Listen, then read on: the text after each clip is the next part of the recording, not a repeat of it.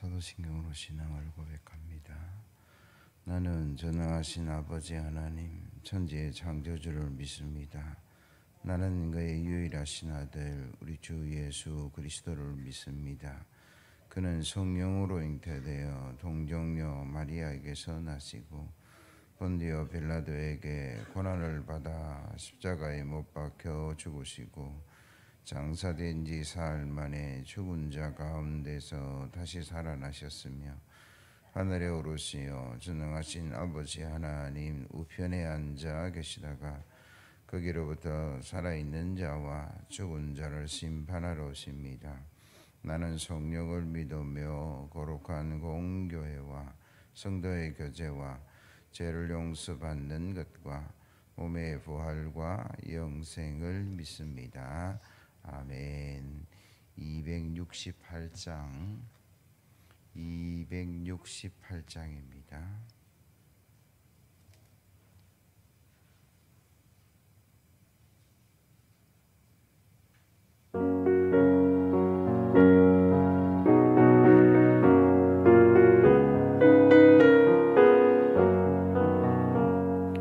죄에서 자유를 얻게 하며 보혈의 능력 주의 보혈 시험을 이기고 승리하니 참 놀라운 능력이로다. 주의 보혈 능력이 또다. 주의 피 믿어 주의 보혈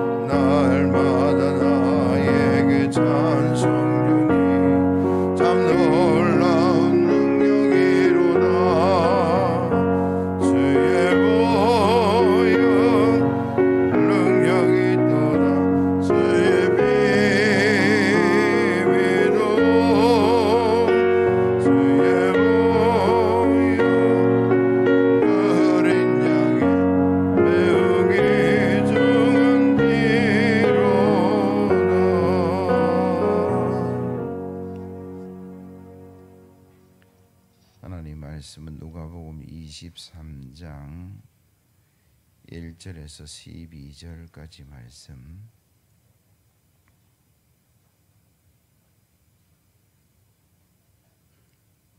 누가복음 23장입니다. 1절에서 12절까지 말씀. 누가복음 23장 1절에서 12절까지 말씀 한 목소리로 같이 읽습니다. 무리가 다 일어나 예수를 빌라도에게 끌고 가서 고발하여 이르되 우리가 이 사람을 보매 우리 백성을 미혹하고 가이사에게 세금 바치는 것을 금하며 자칫 왕 그리스도라 하더이다 하니 빌라도가 예수께 물어 이르되 내가 유대인의 왕이냐 대답하여 이르시되 내 말이 옳도다. 빌라도가 대제사장들과 무리에게 이르되 내가 보니 이 사람에게 죄가 없도다 하니 무리가 더욱 강하게 말하되 그가 온 유대에서 가르치고 갈릴리에서부터 시작하여 여기까지 와서 백성을 소동하게 하나이다. 빌라도가 듣고 그가 갈릴리 사람이냐 물어 헤롯의 관할에 속한 줄을 알고 헤롯에게 보내니 그때에 헤롯이 예루살렘에 있더라. 헤롯이 예수를 보고 매우 기뻐하니 이는 그의 소문을 들었으므로 보고자 한지 오래였고 또한 무엇이나 이적 행하심을 볼까 바라던 연고로라. 여러 말로 물으나 아무 말도 대답하지 아니하시니 대제사장들과 서기관들이 서서 힘써 고발하더라. 헤롯이 그 군인들과 함께 예수를 업신여기며 희롱하고 빛난 옷을 입혀 빌라도에게 도로 보내니 헤롯과 빌라도가 전에는 원수였으나 당일에 서로 친구가 되니라. 아멘. 할렐루야. 하나님께서 이 새벽에 우리가 함께하기를 예수 그리스도의 이름으로 기원합니다. 기도하고 응답을 받으시고 또 말씀으로 하나님의 뜻을 깨닫는 복된 시간 되어야 될 줄로 믿습니다. 예수님께서 잡히셔서 신문을 당하는 장면을 기록하고 있어요. 빌라도에게 가서 고난과 어려움의 시간이 있었고 헤롯에게 가서 고난과 어려움의 시간이 있었다. 아니 빌라도에게 갔다가 또 헤롯에게 갔다가 이게 무슨 일인가? 이스라엘이라는 나라가 역사적으로 굉장히 어려움과 고난의 시간들이 있었습니다. 뭐 역사 강의는 아니지만 잠깐 배경을 살펴보면 말라기 그리고 마태복음 사이에 400년의 시간이 있었다. 그래서 신구약 중간사 뭐 그렇게 이야기를 하는데 이미 구약의 예루살렘이 이스라엘이 멸망을 했어요. 북이스라엘은 아수르라는 나라에 망했고 그 이후에 바벨론이라는 나라가 일어나서 남유다를 멸망시키고 포로로 잡혀갔다가 그들이 70년 에레미야의 예언이 끝이 나고 다시 돌아왔는데 그때는 뭐 느헤미야나 에스라, 에레미야가 회복은 했지만 완전한 나라의 어떤 모습을 갖추지는 못했어요. 왕도 없었고. 그러다가 그 400년의 세월 속에 엄청난 역사가 일어났어요.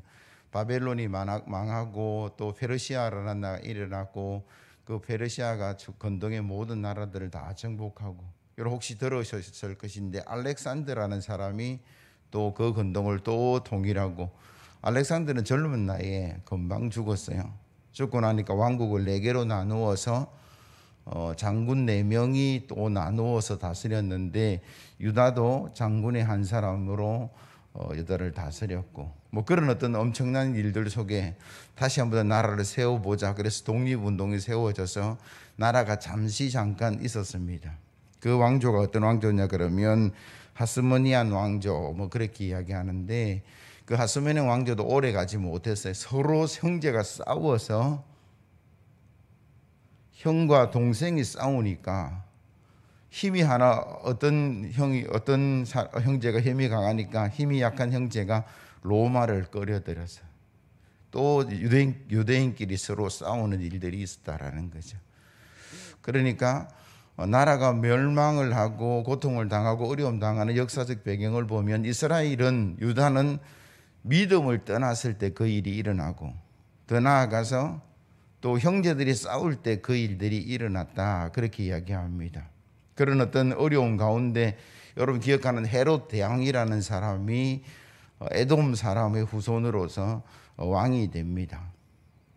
예수님 태어날 때에 헤롯이라는 사람이 있었는데 그 사람이 로마의 힘을 입어서 그 지역 근동을 다스리는 왕으로 세워지죠.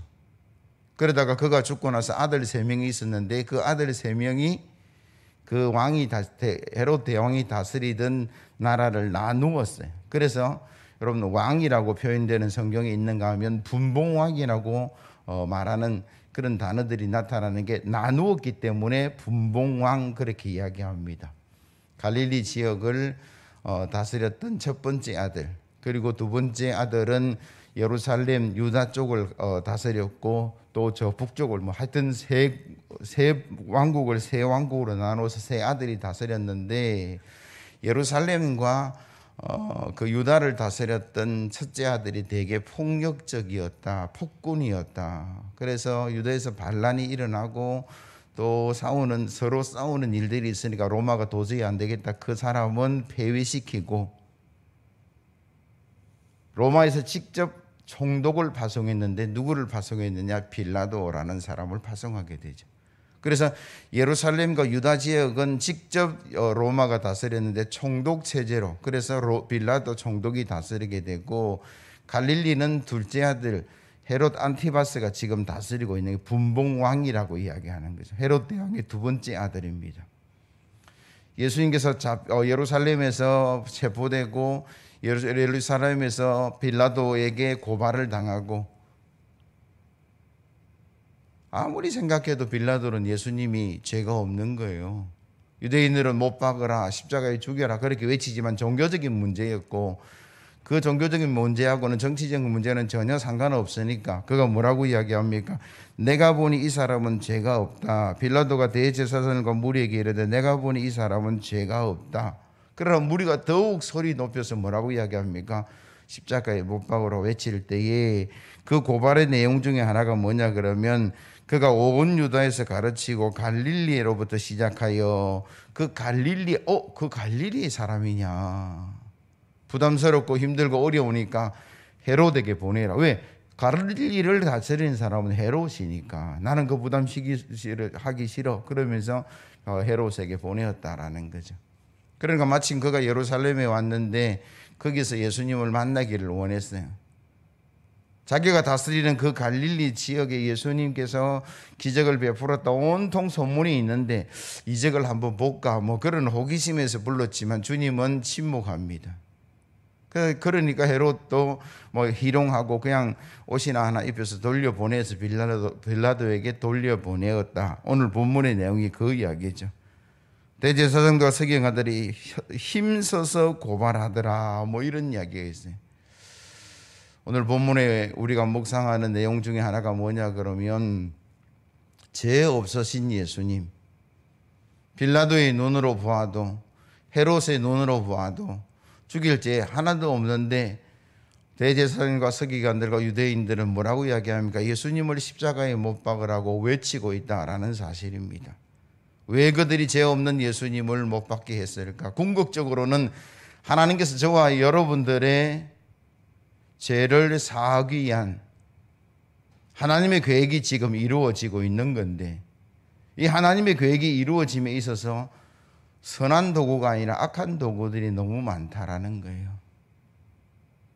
그때 사용받았던 어리석은 자들이 바로 대제사장이 있고 서기관들이었는데 그들이 가지고 있었던 그 질투심, 그 욕심, 그 사리사욕이 죄 없는 예수님을 십자가에 못 박게 하고 있다라는 거예요. 사랑하는 성도님, 저와 여러분들이 이 땅 살아갈 때에 하나님의 진리의 말씀을 붙들고 살아가야 되는데 여러분 악한 도구가 아니라 선한 도구로 살아갈 수 있는 저와 여러분들 되기를 예수 그리스도의 이름으로 기원합니다. 죄 없으신 예수님께서 십자가의 그 길로 나아가는데 어쨌든 하나님께서 인류 구원의 역사를 이루실 그 일들은 이루어지는데 그의 악한 도구들이 가룟 유다, 대제사장 서기관, 정치적으로는 빌라도와 헤롯도 등장하는 그 모든 모습들을 보면서 우리가 서 있는 자리에서 하나님의 진리의 말씀과 은혜의 말씀을 나누는 저와 여러분들이 돼야 될 줄로 믿습니다. 여러분, 죄 없으면 풀어줘야죠. 죄 없는데 왜 십자가에 내어줬을까? 내일 묵상하겠지만 강도를 내어주고 예수님을 십자가에 못 박는 이 어리석음은 우리가 사도신경을 고백하면서 빌라도라는 이름이 계속 언급이 됩니다. 참 빌라도가 저주받은 이름이 되었는데 예수님 십자가 이후에 지금도 앞으로 미래도 모든 인류의 예수 믿는 사람들은 사도신경 고백할 때마다 빌라도의 이름을 저주하는 그 형식을 취하게 되는데, 그가 죄가 없다라는 것을 알면서도 예수님을 십자가에 내어줍니다. 이 또한 빌라도는요, 끊임없이 주님이 죄 없는 것을 알고 있었고 십자가에 안 박으려고 애쓰는 모습이 보여요. 헤롯에게 오늘 보낸 것도 마찬가지죠. 내가 책임지지 않겠다라는 이야기고, 내가 그 일을 하지 않겠다라는 이야기고, 손도 씻고 죄 없다라고 끊임없이 이야기하지만 결국은 그가 예수님을 십자가에 내어주는 도장을 찍고 결정을 내리죠. 그 이유가 뭘까? 밀란이 일어나게 되고 유대가 반란이 일어나게 되고 저 수많은 무리들이 다시 어려움과 혼란이 일어나면 그 소식은 로마로 전달될 것이고, 그 로마가, 가이사라가 너 통치 능력이 없어, 그리고 바꾸어버리면 자기 자리가 위태로워지니까 우리가 진리를 따라 살지 못하는 이유가 무엇인가? 우리가 하나님의 뜻대로 살지 못하는 것이 무엇인가? 내 자리가 불안해서 그래요. 나의 이득이 물러갈까 싶어서 그래요. 오늘 헤롯의 모습을 보고 빌라도의 모습을 보면서 참 나쁜 사람이다라는 생각을 할지 모르겠지만, 참 책임 없는 사람이라고 말할지 모르겠지만, 오늘날 이 말씀 앞에 저와 여러분들이 서면서 나는 이런 모습 가지고 살지는 아니한가? 예수님을 십자가에 내어주는 엄청난 일이 아니라 할지라도 여러분 가만히 한번 보세요. 이웃 간의 관계 속에, 성도들의 관계 속에, 사업을 하고 사람들을 만나는 그 관계 속에 우리는 늘 이익을 먼저 생각합니다.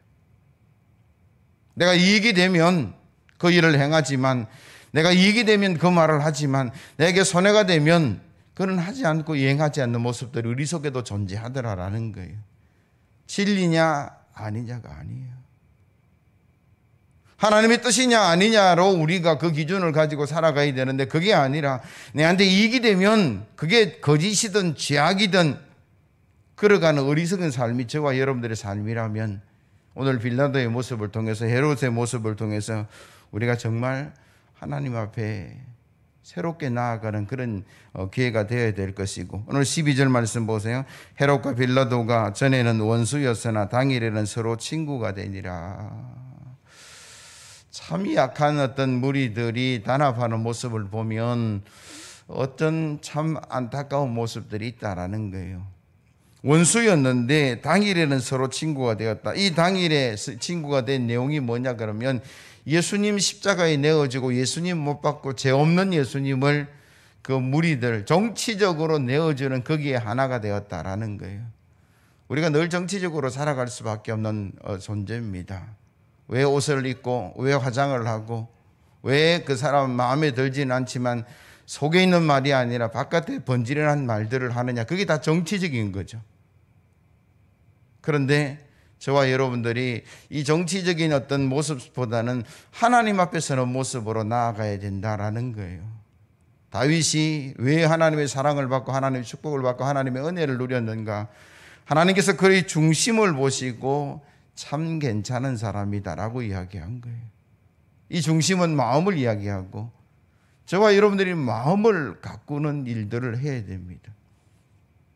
마음에 아무리 악한 생각을 가지고 있더라도 내가 바깥으로 표현 안 하면 되지, 그게 성경은 그렇게 말씀하고 있지 않아요.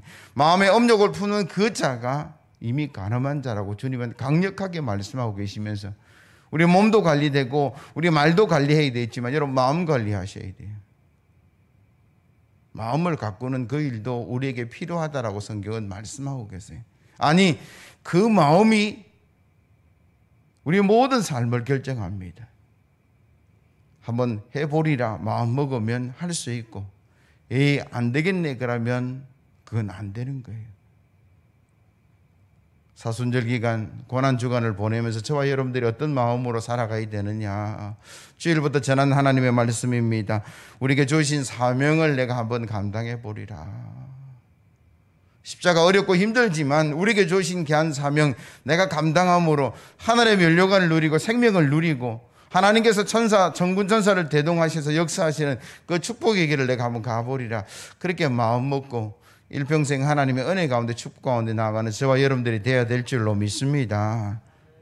사랑하는 성도 여러분, 우리는 고난주간 세 번째 날을 맞이하면서 빌라도와 그리고 헤롯의 정치적인 모습을 보면서 죄가 없는 예수 그리스도를 그들이 자기의 자리와 또 욕심을 위해서 내어주는 그런 모습을 보면서 우리 한 사람 한 사람이 이 말씀 앞에 서시고 다른 사람 보지도 말고 생각하지도 말고 나는 얼마나 죄 없는 예수님을 내어주는 정치적인 모습 내지는 욕심을 따라 살아가는 그 어떤 삶의 모습이 있다면 이 시간 다 내려놓게 하시고 오직 진실되게 정직하게 하나님과 말씀 앞에 벌어서는 저와 여러분들로 나아가시기를 예수 그리스도의 이름으로 기원합니다.